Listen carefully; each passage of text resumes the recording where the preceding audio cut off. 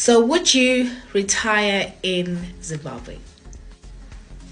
Hi guys, Salbonani. My name is Nat. And I have been thinking about this question about retiring in Zimbabwe. Yeah, and I just thought to come and have a conversation with you guys, and yeah, just to kind of get comments and thoughts about the whole process, right? So a few months ago, I want to say within the last 3 or so months, someone on Twitter just started a whole conversation about retiring in Zim. They were like, oh, they've been away from Zim for 20 plus years and that longing for home has not left, and they want to retire in Zimbabwe.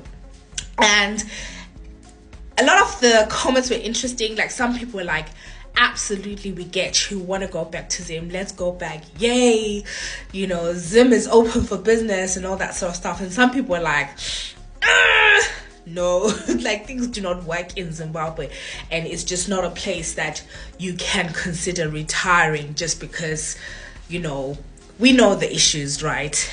If you're Zimbabwean, right, around governance and access to certain things like healthcare, roads, emergency services, and all that sort of stuff, right? Personally, Nina, I think I was on the whole like, nah, not me. And the reason for that is I love home, right? I love Lawayo, where I'm from, and I think going back home has always been a thing for me. But I just got to a point where I was like, this hoping business, like, for real, like, I'm tired. So no, I don't even want to entertain the idea because, no. However, my thoughts have evolved. So I was saying that my thoughts have evolved on that question. So I've just come back from Zimbabwe. I was there for just over a month. And that really informed my re-evaluation of this, do I want to retire in Zimbabwe thing? And I'll kind of walk through sort of my I guess, thinking experience. One, there is absolutely no place like home. There is no place like home. Like, there's just something about walking the streets and hearing abantu bekhuluma, and my spirit felt at peace. There's something about the land that holds your history. People being able to say your name, people being able to say your surname, not having to explain your name. There's just something about that that kind of just gives you that confidence. And also, I met so many people who are my peers, who, same age, went to school together, and they are leading thriving lives, right? And when I say thriving lives, I mean they can sustain themselves. They've got beautiful homes, beautiful everything, and it seems like they're thriving from the naked eye, right? From what I could see. And it just felt like if you had the means, you could survive, right? And another thing, the weather, like I know, maybe, I don't know, I feel like sometimes when I talk about the weather, maybe like I now sound so British, but like the weather is just such a big thing, like as soon as we got home and the sun was out, I honestly felt like a different person. And I'm thinking, this is where I'm from, and like the weather is so beautiful like this, like 75%, 80% of the time. And it just does something to you. So that's another thing. But obviously on the downside, I think, as we know, there's still issues with the politics, corruption, the funding of healthcare services, emergency services, the way things function, because there's, councils and stuff are so under-resourced. So it's definitely a place where if you've been away, and you don't even need to have been away, but you can be frustrated, and I could recognize that, right? And I could see that actually a lot of the sort of getting round and mitigating those things are people sort of now doing things themselves, fixing the roads, covering the potholes, and all that sort of stuff.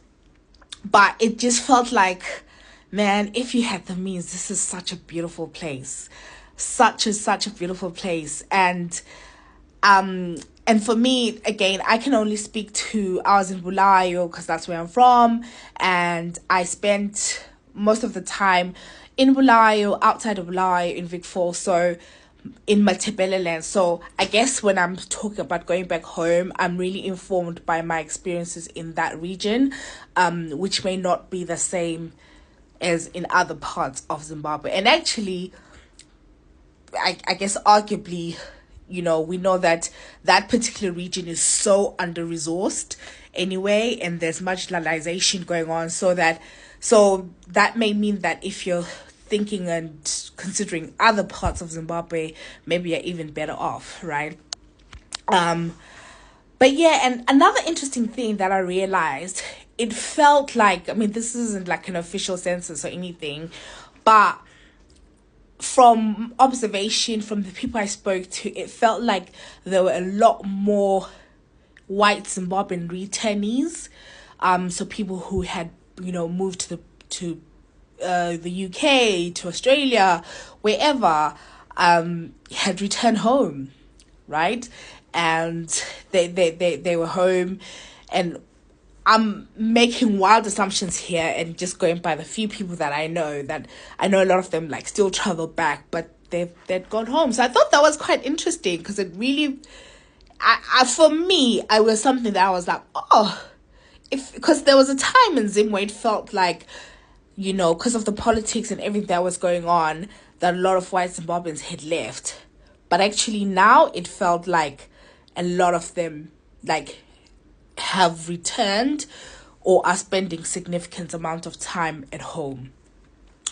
But again, for me, I guess my frustration and where I'm left at is kind of like, how does that even happen? Because it feels like home is so unattainable. The house prices are expensive. Land is expensive if you're trying to get land. And so it's just like, okay, how do you get those things that you would want and that would define, like, a good life in your sunset years? So I guess my rambling and question is, guys, like, if anyone has a retirement plan, like, what does it actually look like? I'm serious. Like, what does it look like? Can you share what it looks like? And I'm particularly like talking to, I guess, my peeps who are like in their like late 30s and up, who are sort of like, retirement is not now, but it's on the horizon.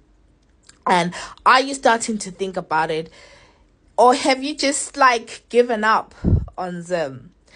But I really want to know, like, if you are looking to retire in Zim and you still have a deep desire to spend your sunset years in Zim, how are you doing it? Can you please share?